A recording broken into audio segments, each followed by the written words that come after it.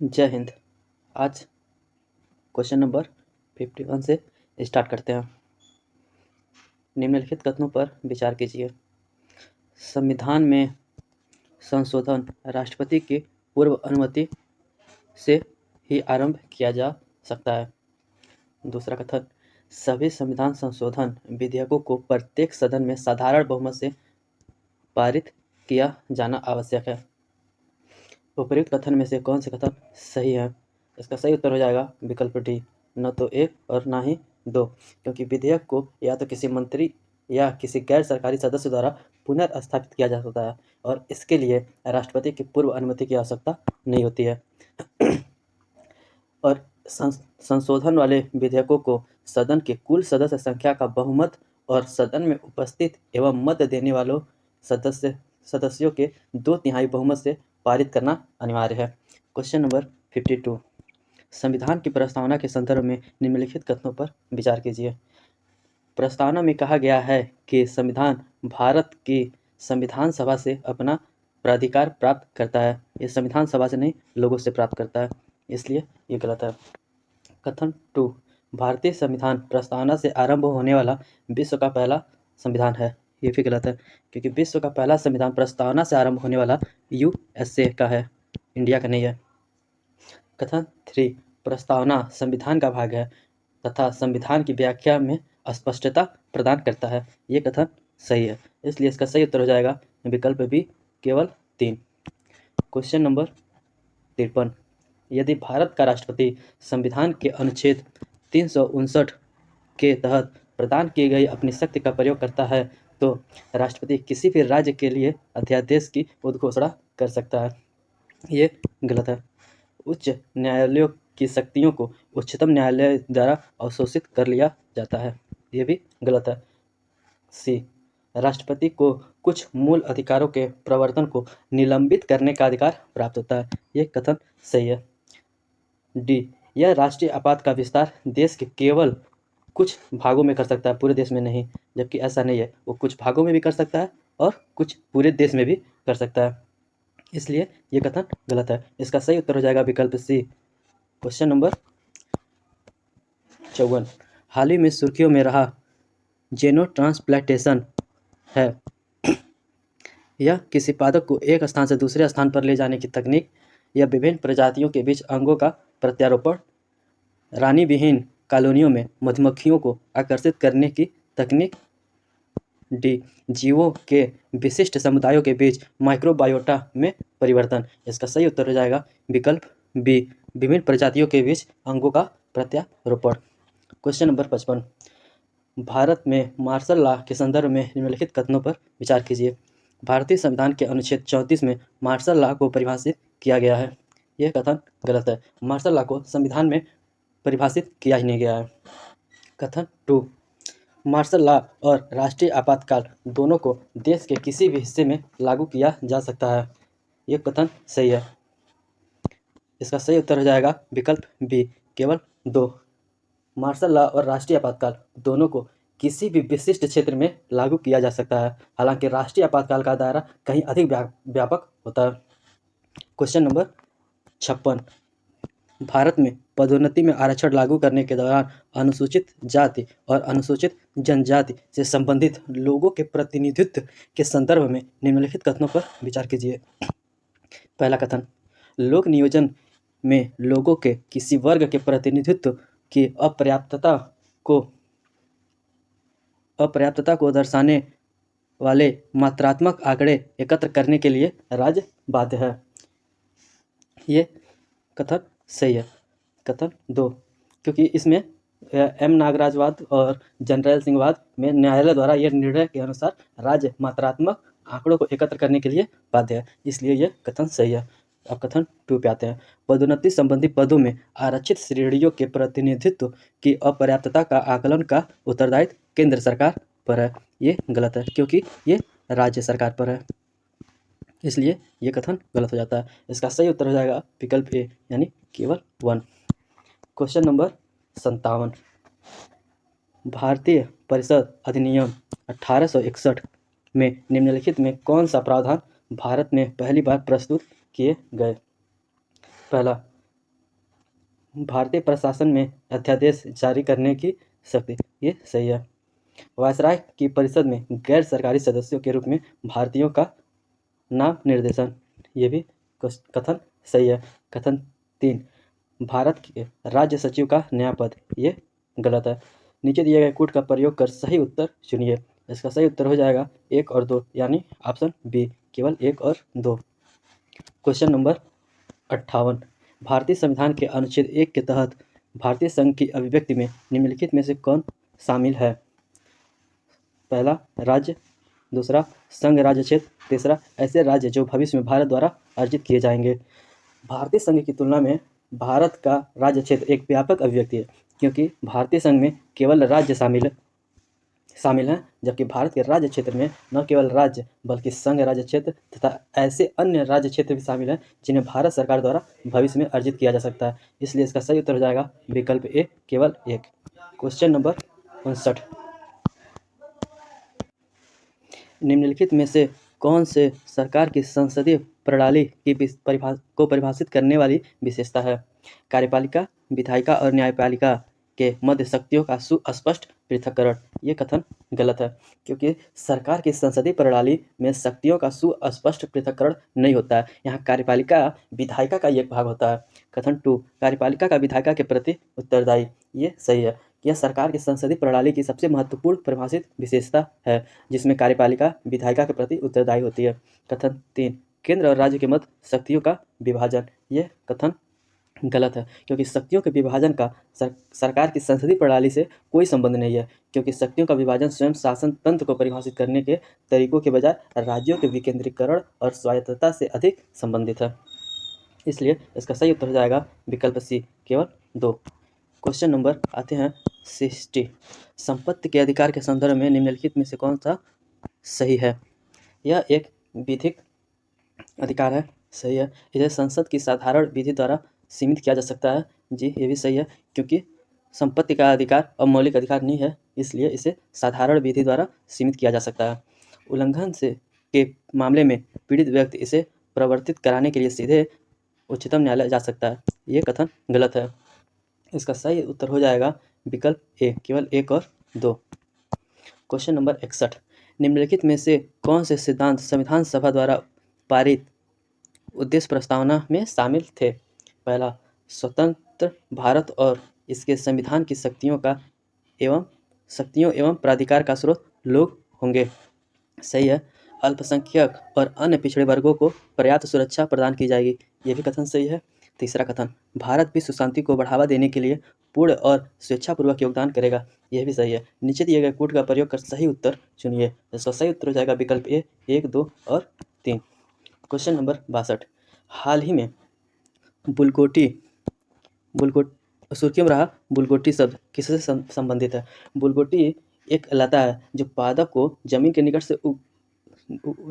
से उगते हैं और क्षैतिज रूप से वृद्धि करते हैं, जिससे कटहल के वृक्ष के जड़ों के रस के साथ मिलाने पर केसरिया रंग प्राप्त होता है। बौद्ध भिक्षु अपने वस्त्र को रंगने के लिए इसका प्रयोग करते थे। तो इसका सही उत्तर देखा जाए तो ये हो जाएगा रंजक बनाने के लिए प्रयुक्त एक पादप प्रजाति। इसका सही आंसर हो जाएगा विकल्प सी। क्वेश्चन नंबर 63, भारत की संविधान सभा के सदस्य थे? पहला, प्रत्यक्ष रूप से निर्वाचित; दूसरा, अप्रत्यक्ष रूप से निर्वाचित; तीसरा, नाम निर्देशित। इसमें प्रत्यक्ष रूप से निर्वाचित कोई सदस्य नहीं था, इसलिए इसका सही उत्तर हो जाएगा विकल्प सी, केवल 2 और 3। क्वेश्चन नंबर 64, भारतीय संविधान की एक जीवंत दस्तावेज कहा जाता है क्योंकि भारतीय संविधान समाज की बदलती आवश्यकताओं के अनुसार संशोधित किया जा सकता है, जी ये कथन सही है। संविधान राजनीतिक वर्ग और न्यायपालिका दोनों के लिए व्याख्या हेतु पर्याप्त लचीलापन प्रदान करता है। नीचे दिए गए कूट का प्रयोग कर सही उत्तर चुनिए। इसका सही उत्तर हो जाएगा विकल्प सी, 1 और 2 दोनों। क्वेश्चन नंबर 65, संघ लोक सेवा आयोग के संदर्भ में निम्नलिखित कथनों पर विचार कीजिए। यह चयनित उम्मीदवारों की सेवाओं के वर्गीकरण और कैडर प्रबंधन के लिए अधिदेशित है, ये कथन गलत है, क्योंकि इसके लिए आपको यह वर्गीकरण के लिए भारत सरकार का कार्मिक और प्रशिक्षण विभाग द्वारा किया जाता है, ये यूपीएससी संस्था नहीं करती है। दूसरा कथन, यह अपनी वार्षिक निष्पादन रिपोर्ट संसद को प्रस्तुत करता है, ये भी गलत है। ये अपनी रिपोर्ट राष्ट्रपति को प्रस्तुत करता है और राष्ट्रपति उसे संसद में प्रस्तुत करता है। कथन 3, इसकी अधिकारिता को संसद द्वारा निर्मित अधिनियम द्वारा विस्तारित किया जा सकता है। ये कथन सही है। नीचे दिए गए कूट का प्रयोग कर सही उत्तर चुनिए। इसका सही उत्तर हो जाएगा विकल्प सी, यानी केवल 3। क्वेश्चन नंबर 66, संविधान की प्रस्तावना के अनुसार जैसा कि संविधान सभा द्वारा अंगीकृत किया गया था, निम्नलिखित में से कौन सी विशेषणों का प्रयोग भारतीय गणराज्य को परिभाषित करने के लिए किया गया था? समाजवादी, संप्रभु और लोकतांत्रिक, पंथ निरपेक्ष। तो इसमें संप्रभु और लोकतांत्रिक को शब्द का प्रयोग किया गया था परिभाषित करने के लिए। इसका सही उत्तर हो जाएगा विकल्प बी, 2 और 4। ये समाजवादी और पंथ निरपेक्ष 42वें संविधान संशोधन के दौरान जोड़ा गया था। इस 42वें संविधान संशोधन में एक शब्द और जोड़ा गया जो अखंडता शब्द था। क्वेश्चन नंबर 67, संयुक्त राज्य लोक सेवा आयोग के संदर्भ में निम्नलिखित कथनों पर विचार कीजिए। इसे राष्ट्रपति द्वारा संबंधित राज्य विधानसभाओं के अनुरोध पर गठित किया जाता है।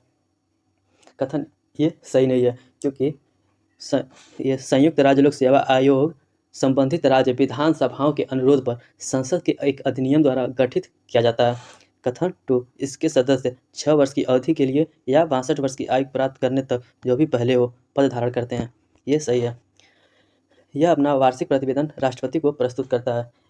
ये कथन गलत है। ये संबंधित राज्य के राज्यपाल को प्रस्तुत करता है और वह संबंधित विधानसभाओं को प्रस्तुत करता है, इसलिए ये कथन गलत है। उपर्युक्त कथनों में से कौन से कथन सही नहीं है, यानी कौन से कथन गलत हैं? तो कथन 1 और कथन 3 गलत है। इसका सही उत्तर हो जाएगा विकल्प सी, केवल 1 और 3।